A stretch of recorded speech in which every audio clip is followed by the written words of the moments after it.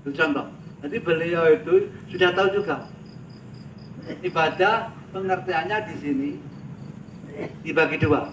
Tabarruk minallah, yaitu kita langsung ibadah kepada Allah seperti sholat, baca Quran, salat malam, zikir dan sebagainya. Dan ada ibadah tabarruk minanas, artinya horizontal. Artinya horizontal itu menyebar, tidak ke atas, tidak vertikal. Di sini kita sebagai manusia, makhluk hidup perlu makan, perlu minum, perlu mencari uang, perlu tidur. Dalam segala kegiatan makhluk hidup itu kita sudah tahu semuanya. Terus kalau kita tidak memahami, apakah mungkin melaksanakan dalam setiap saat, dalam setiap naik turun nafas kita ibadah apa mungkin? Saya tidak mungkin. Apalagi seperti saya yang bodoh ini, jauh dari kemungkinan, jauh dari mungkin, mustahil. Ya. Di sini beliau menciptakan suatu ilmu sebagai kunci dari orang. Nah sekarang kita pas dulu tentang kabalu minanas, tentang itu. Kita makan, kita minum, ya. Kita niati lillah, ibadah kepada Allah itu sudah termasuk ibadah.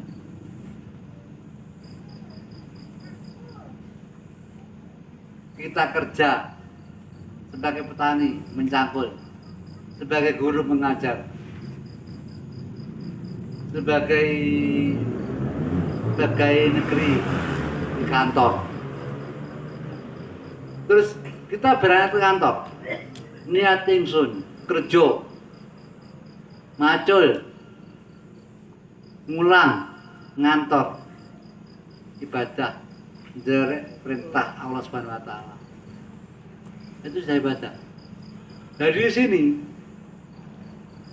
hanya ilmu lillah sajalah yang jasadnya itu bekerja, jasadnya menyangkul, jasadnya mengajar, jasadnya kantor, tapi rohnya ibadah. Lillah di situ. Jadi selama ini tidak ada jasadnya macul, bangga macul. Hanya Mbah Yai yang menciptakan lillah. Di Rasul di situ. Di samping kita ibadah, kita di samping kita yang Pak Tani mencangkul, yang Pak Guru, Pak dosen itu mengajar, yang pegawai negeri ke kantor. Kalau kita niat lillah, ibadah, niat mengikuti sunnah Rasul, itu sudah termasuk roh kita ibadah kepada Allah, walaupun jasad kita di sawah, walaupun jasad kita di ruang kelas, walaupun jasad kita di kantor. Yang dimaksud beliau ini. Jadi intinya tidak ada ilmu semenjak Quran diciptakan seperti Al-Fatihah. Maksudnya ini. Jadi ilmu yang mana sebagai kunci daripada pengeterapan Al-Quran. Lillah di Rasul. Di samping itu juga penghijauan daripada dua kalimat syahadat. Syahadat asyhadu alla ilaha illallah. Saya bersaksi tidak ada Tuhan selain Allah. Terus bagaimana mengejawatakan? Bagaimana mengeterapkan daripada syahadat-syahadat itu? Yaitu kita mengeterapkan lillah dan billah tanpa kita sadari. Kalau kita sudah mengeterapkan niat ingsun apa-apa sesuai dengan pekerjaan kita, kita mengikuti ibadah perintah Subhanahu wa taala. Kita menyadari yang menciptakan menggerak pada Allah Subhanahu wa taala. Itu sudah secara otomatis kita membuktikan pengeterapan daripada syahadat yang pertama. Saya bersaksi tidak ada Tuhan selain Allah. Jelas. Jadi kalau saat kita beraksi tidak ada Tuhan selain Allah, otomatis lillah dan billah. Dengan Rasul itu adalah penghijauan atau pembuktian daripada syahadat yang kedua, bahwa itu anna Muhammad Rasulullah. Dan saya bersaksi bahwa Nabi Muhammad adalah utusan Allah. Bagaimana pembuktian dalam kehidupan sehari-hari? Bagaimana pengetarapannya agar kita bisa menghijaukan atau membuktikan praktek dalam nyata syahadat yang kedua? Di Rasul, di samping lillah billah ini Rasul, kita melakukan hal yang baik tidak maksiat, kita niati mengikuti Rasulullah dan kita menyadari karya Rasulullah, itu secara otomatis tanpa kita sadari kita mengejawantkan dari syahadat yang kedua. Artinya kita sudah mempraktekkan dalam kehidupan sehari tanpa kita sadari. Itulah keajaiban ilmu yang diciptakan Bayai. Terus bagaimana dengan kita? Otomatis kita harus serius mengikuti tuntunan beliau. Kalau kita tidak mengikuti tuntunan beliau, tidak mungkin bisa lillah, tidak mungkin bisa li Rasul, karena syahadat beliau. Kita tidak mungkin mampu, apalagi saya yang hinain, saya yang bodoh ilmu ini, tidak mungkin mampu mengeterapkan atau mengijawantahkan dua kalimat syahadat. Terus bagaimana kalau kita bersaksi pada Allah, tapi nyatanya tidak melakukan yang kita saksikan? Bagaimana? Berarti kita tergolong orang munafik. Munafik. Selalu bicara, saya bersaksi tidak ada Tuhan yang kami sembah selain Allah.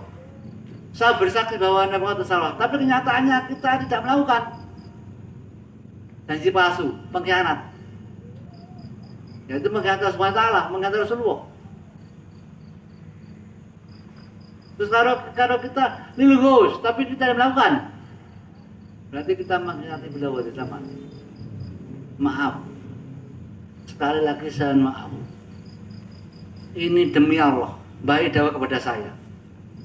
Seseorang yang tidak mengakui jasanya beliau Ghos, maaf, tidak ada maaf bagi mereka. Maaf, sekali lagi saya maaf.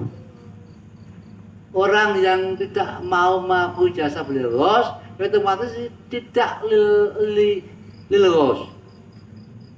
Dan kalau kita tidak ketemu dengan Ghos, tidak ketemu dengan lembaga sakit, kita sampah, kita kotoran. Kita ketemu dengan sawakidiyah, kemudian kita diangkat derajat kita, dijadikan pengawas sawakidiyah oleh Mbah Yai. Bagaimana sekarang? Maaf, orang yang tidak mengingat jasa orang lain itu kurang baik, apalagi jasa beliau Ghos. Dan yang tidak beliau Ghos, sudah beliau itu sampah, akan celaka selama-lamanya. Dan bagaimana dengan janji kita sanggup jadi seorang wakil daripada Mbah Yai? Padahal wakil itu al-wakilu muas wakil. Yang mewakili harus sesuai dengan yang diwakili. Sudahkah kita seperti itu? Maaf.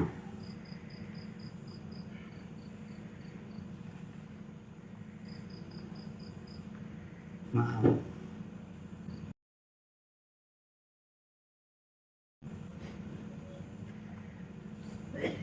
Terus bagaimana dengan beliau sendiri? Suatu contoh, kita bayangkan diri kita sendiri. Ada orang berjanji, saya sanggup jadi wakil panjenengan. Sudah kita bayangkan kepada diri kita masing-masing saja lah. Kita bayangkan orang berjanji pada diri kita masing-masing. Janji sebagai wakil. Terus di saat kita tidak ada, terus tidak melakukan apa yang kita inginkan, bagaimana perasaan kita? Maaf, Mbah Yai sendiri juga manusia, punya rasa kecewa. Maaf, saya bicara ini tanpa ada niat merendahkan Mbah Yai. Mbah Yai juga manusia. Mbah Yai punya rasa kecewa. Mbah Yai punya rasa malu. Bagaimana kalau kita tidak taat pada Mbah Yai? Terus bagaimana Mbah Yai menghadapi Rasulullah?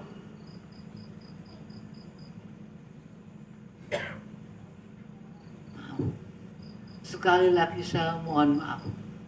Saya mengatakan ini tidak ada tujuan apa-apa. Saya hanya inginkan saudara-saudara pengamal bahagia di akhirat. Demi Allah. Tidak ada keinginan apa-apa saya. Karena saya ingin saudara-saudara pengamal menjadi pengawal kita hari ini. Demi Allah. Tidak ada tujuan penggiringan.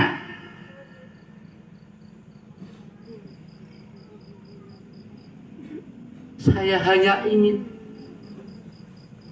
pengamal bersama-sama di akhirat bersama Mbah Yai.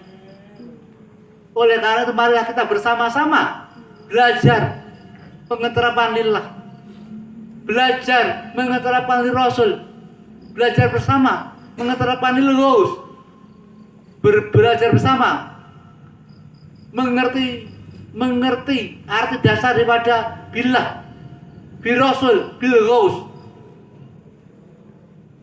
Mari kita bersama-sama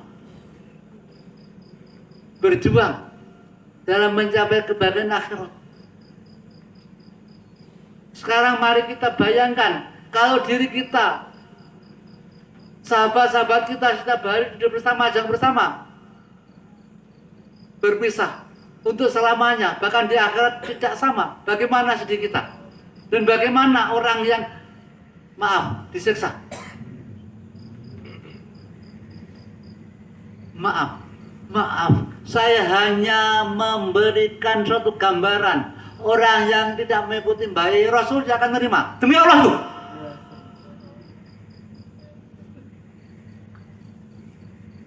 Karena Mbah Yai diberi Allah untuk menolong manusia.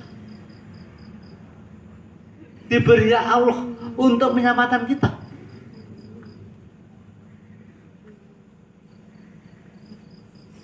Mari kita bersama-sama ikut Mbah Yai. Rohi wal jasadi, jangan hanya rohnya saja. Kalau rohnya mengikuti, jasadnya tidak. Itu apa itu artinya? Hakikat tanpa syarat mungkinkah? Tidak mungkin. Sebaliknya, syariat tanpa hakikat tidak mungkin. Harus ada. Jadi jasad dan roh harus ada. Karena kita hidup di dunia.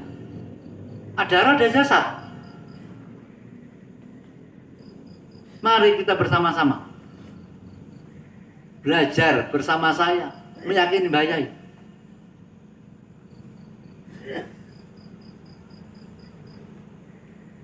Sekali lagi, saya mohon maaf.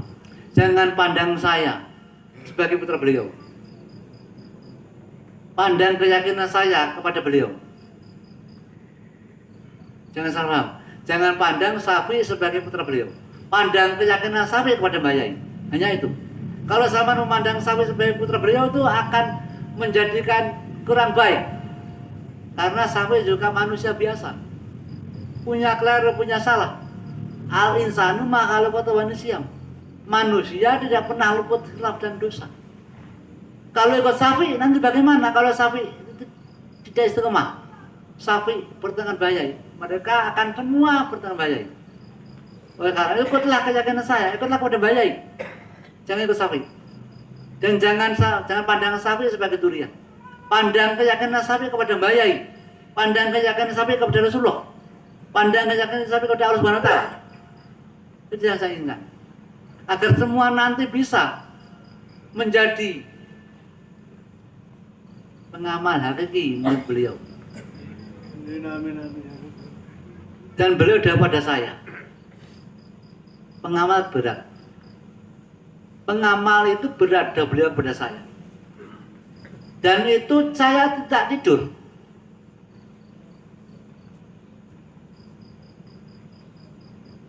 Bahkan beliau bertanya pada saya. Waktu itu saya merokok. Pi, ini rokok apa, Pi? Bayar rokok ini. Samsu uang ini. Beliau sampai bertanya pada saya seperti itu. Apa ada beliau? Pengamal apa, Pi? Pengamal kui sing terpilih lan dipilih Subhanahu wa taala.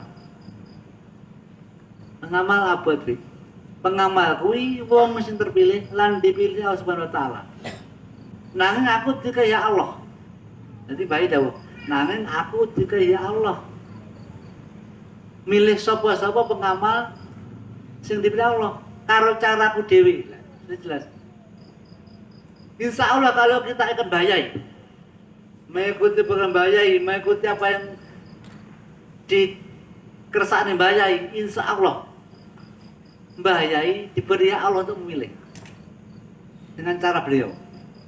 Pak, insya Allah kalau beliau memilih, maka Allah juga akan memilih. Rasulullah akan bersyafaat. Saya sarankan, maaf, saya tidak pantas memberi saran. Saya hanya memberi gambaran. Maaf, saya hina. Saya tidak pantas menyarankan. Saya hanya meminta, mengharap, marilah melakukan programnya Bayai mulai saat ini. Marilah sama-sama belajar dengan saya yang hina ini untuk melakukan perjalanan Fakidiyah seperti yang dikendaki Bayai sebelum tahun 89. Karena setelah tahun 89 ke atas banyak penyelewengan, banyak penyalahgunaan soal Fakidiyah ajarannya demi kepentingan pribadi, demi kepentingan kelompok, demi dinasti tertentu. Oleh karena itu marilah mulai saat ini kita bangkit. Kita mumpung masih ada kesempatan, mumpung nyawa belum loncat Sokorogo, mari kita kembali melakukan apa yang dilakukan Bayai. Dan berdawuh, PSBY itu jati diri Fakidiyah. Jadi intinya PSBY itu jati dirinya golongan orang yang bertauhid kepada Allah Subhanahu wa taala. Fakidiyah itu apa artinya? Artinya dari bahasa Arab wahid satu, kemudian ditambah ya tak marbutoh, yang Fakidiyah menjadi wahid menjadi Fakidiyah. Pertama wahid yang arti satu, kemudian ditambah tak ya marbutoh dari Fakidiyah yang berarti golongan orang yang bertauhid kepada Subhanahu wa taala. Bagaimana kelakuan kita menjadi golongan orang yang bertauhid kepada Subhanahu wa taala? Tentunya kita mengikuti sunnah Rasul. Kita mengikuti sunnah beliau. Kenapa saya mengatakan demikian? Kami yakin, apalagi saya yang bodoh, yang tidak mampu mencerna suatu kalimat, suatu kata-kata. Kita kepada Rasulullah itu berat, tanpa ada perantara yang lain. Dan sudah menjadi garis kita berat kepada Rasulullah. Maka itu Allah Subhanahu wa taala mengutus para nabi Rasul mulai zaman Sayyidina Hasan sampai Sayyidina Hasan sampai akhirnya Bayai. Itu karena Allah sayang kepada kita. Allah Subhanahu wa taala menyelamatkan kita dari orang terpilih. Dan menurut keyakinan saya yang hina ini, tidak mengikuti Bayai otomatis menentang Allah, tidak mengikuti orang yang Subhanahu wa taala. Oleh karena itu sekali lagi saya mohon tidak menyuruh, karena saya tidak sepantasnya menyuruh panjangan sekalian. Saya hanya minta dan memberi gambaran. Kalau ingin mencapai kebahagiaan dunia akhirat, marilah mulai saat ini kita sama-sama bersama berjuang bersama Allah Sallallahu Alaihi Wasallam, ikut di belakang Bayai. Dan seperti apa yang dikatakan saudari Aisyah Ratu tadi sudah jelas. Intinya Mbah Yai selalu ada di depan kita tanpa kita sadari. Ya beliau kepada seseorang dari Malang, aja melok aku, melok aku malah bingung, aku nih kuburan. Melok sawah dia, aku nih jerone kono. Artinya kita Allahumma ya Wahid ya Ahad ya Wajid ya Jawad dan seterusnya, itu tanpa kita sadari bayi ada di situ. Terus bagaimana kalau kita itu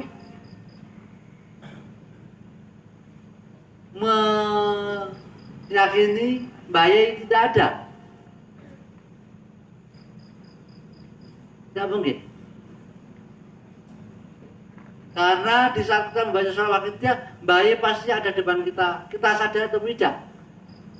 Sesuai dengan doa beliau, aku nenjurne kono selawase.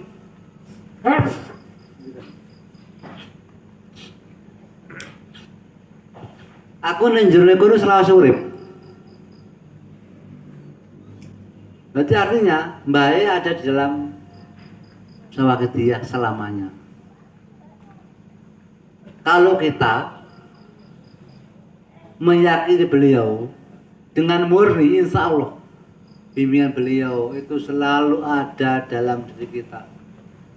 Tapi sebaliknya, kalau kita menoleh kepada yang lain, apalagi tidak mengikuti beliau, beliau juga tidak mau membimbing kita. Karena apa? Besar kecil bimbingan beliau tergantung mahabbah kita. Bismillahirrahmanirrahim. Al-mahabbatu antaba khalaqa fil mahbub, kata beliau. Cinta yang sempurna apabila dia lebur pada yang ia cintai. Nah, sekarang kita cinta kepada siapa? Kalau kita cinta kepada beliau yang lebur, maka insya Allah nadroh dalam setiap langkah kita akan mengikuti kita. Kepada beliau, bimbingan itu tergantung besar kecilnya rasa mahabbah kita kepada yang memberikan nadroh. Apabila kita nadroh sampai lebur, maka beliau setiap saat, setiap waktu, setiap nafas kita selalu memberi panca nadroh. Yang mana panca nadroh itu yang kelak akan menggantarkan kita kepada SWT. Tapi sebaliknya, kalau kita tidak ada cinta, maka baru tidak akan ada bimbingan terhadap kita. Apakah kita mengadakan sholawat Waqidah? Tidak ada artinya, tidak ada apa-apa sholawat Waqidah sebenarnya. Saya berani mengatakan, sholawat Waqidah tidak ada karomahnya. Kita membaca sholawat Waqidah tanpa dari bayai, tidak mungkin sampai Rasulullah tidak mau menerima, walaupun sholawat tanpa hijab. Karena setiap zaman seorang terpilih diberi hak khusus SWT menentukan dengan cara beliau. Setiap zaman, setiap 100 tahun, seorang yang terpilih sebagai qubul aktob diberi hak untuk menciptakan cara-cara sendiri. Terus era sekarang, era zaman, era Mbah Yai Majid sebagai Sholawat Waqidah memakai cara yang beliau ciptakan, yaitu tanpa beliau tidak akan sampai kepada selaksana. Dan beliau sudah membekali bahwa Sholawat Waqidah tidak ada karomahnya sama sekali. Kita membaca sholawat semakin lama semakin banyak, semakin lama semakin banyak tanpa Mbah Yai, tidak ada artinya sama sekali.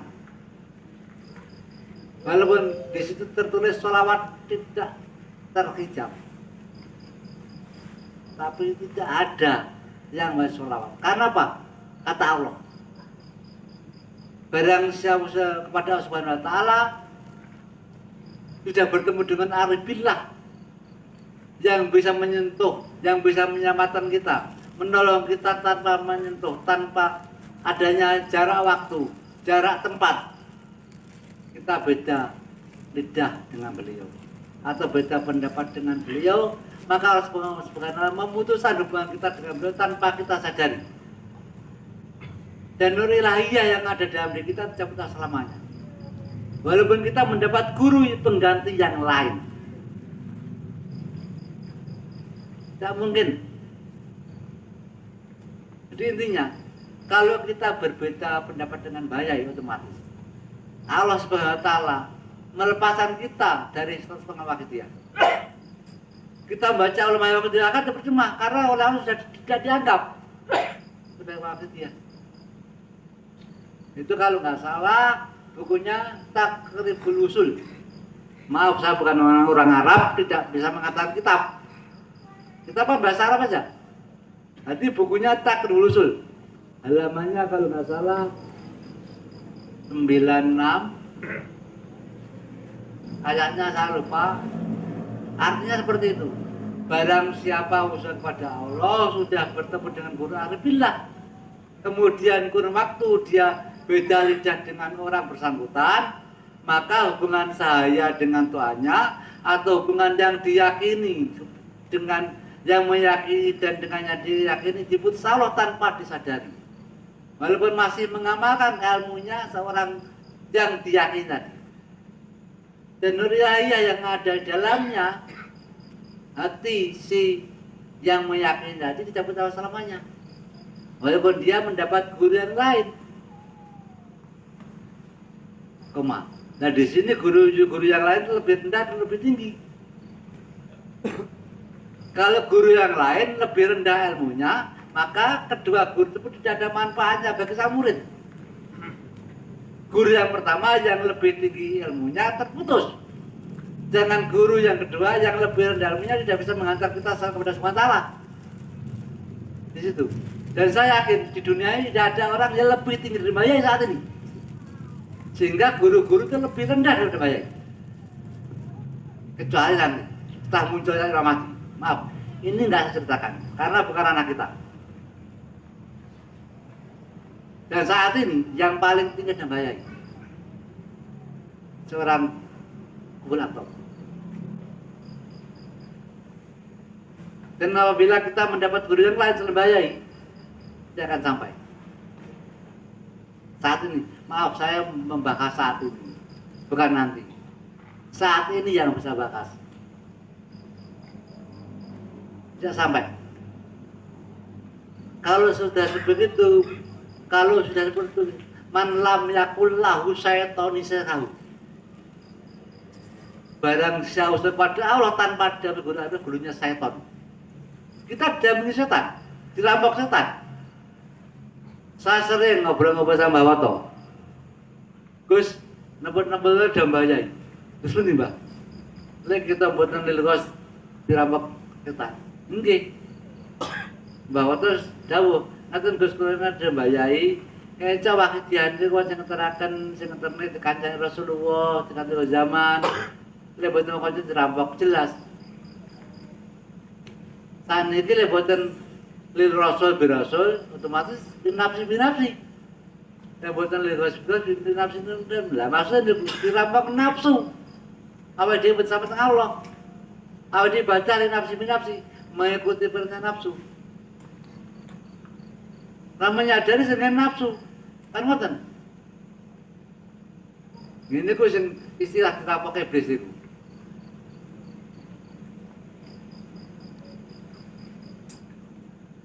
Hadirat terus puniki enake hadirat apa dulur-dulur nggih. Pun kula seneng dulur-dulurku aku luwih cedhek. Dulur-dulur pengamal kang tak tresnani. Sedanten niku wau sepindah malih kula matur dumateng panjenengan sekalian niku rasa tresna kula dumateng panjenengan amargi panjenengan pengamal Wakidiyah. Kula nyuwun sewu nggih, kula sangat mengharapkan panjenengan sekalian ngelampahi Mbah Yai dan meyakini Mbah Yai sing saged ngeteraken awake dhewe sesuai kali Yai Rosamula. Saya setuju. Sebenarnya Mbah Yai niku menaklif menciptakan Yai Rosamula menuntun kita nduduhi awake dhewe lek tanpa bos ada zaman orang mungkin iso sowan Allah. Niku artinya ngoten ngajen. Kula bali nggih. Ya ayyuhal ghasamulo. Ya Ghos, kawula sampai akan sal Allah dumateng panjenengan. Aleka robini bismillah. Bimbing lan didiklah diri kawula kanthi ridho Allah Subhanahu wa taala. Wanturi laya sayyidi bandur pancari batinnya kawula ingkang hina ingkang petengah bejat kanthi sinambi panjenengan. Wanturi laya sayyidi bandur musilatil kadriyah nggih menika radiasi batinnya pancaran terpanjenengan ingkang ngeteraken kula suwan menghadap malur tuan kawula niku sebenarnya. Ini Mbak Yai sampun nunjuk-nunjuk nih. Iya, kalau sampun itu sebenarnya sampun apa ditunjuk nih. Sing saged mancari bimbingan ngeten nggih sinaturo. Sinten sing kada sinaturo. Mbak Yai.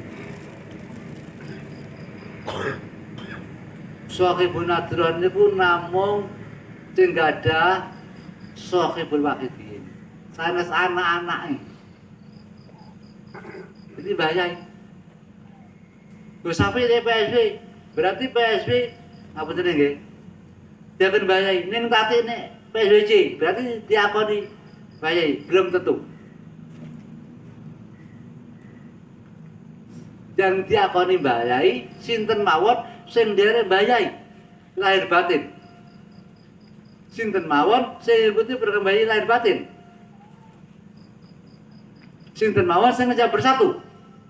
Duka niku duka ning tali, duka sinten sing mboten pandang bulu niku sing diakoni bahaya. Pak saya pandang bulu mboten. Ngapunten niki. Ngapunten saya tuh.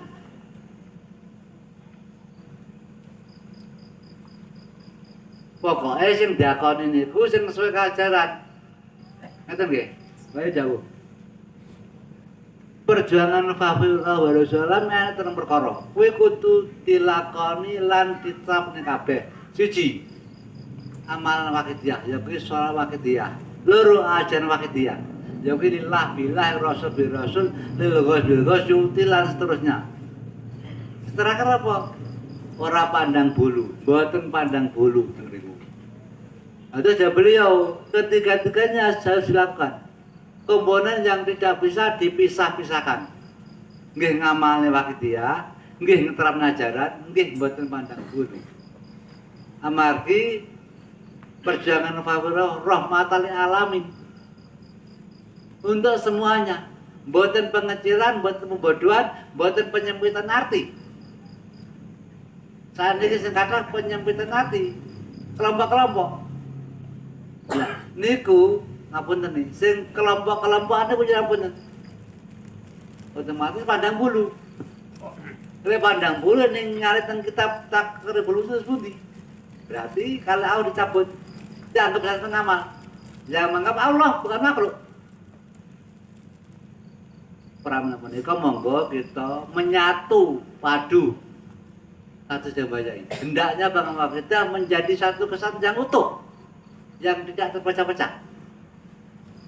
Bersama dipikul dengan sama dijinjing. Kalau berbakat belajar sati pun artinya tok. Percuma artinya tok. Ya bener aku cara ngono wis aku tak dadi siji aku tak menyatu aku kan nek kene padha pokoke nang mbayai kan penak ngono kuwi. Kau main. Betul ngoten. Sing dimaksud iku kesatuan yang utuh.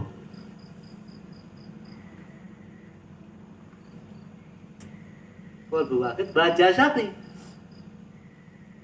Arti jasad dadi siji. Lek dadi jati nek mboten saged. Wong bisa mbek atine mboten saged. Saya iki jasad tenan atine gedhe mungkin mungkin. Kok kok. Saya iki seneng babalan, ningali babalan niku rong atine tok napa sak jasate. Iki sak jasate. Tapi sing seneng kan sami jasad, ati. Lah enten niku.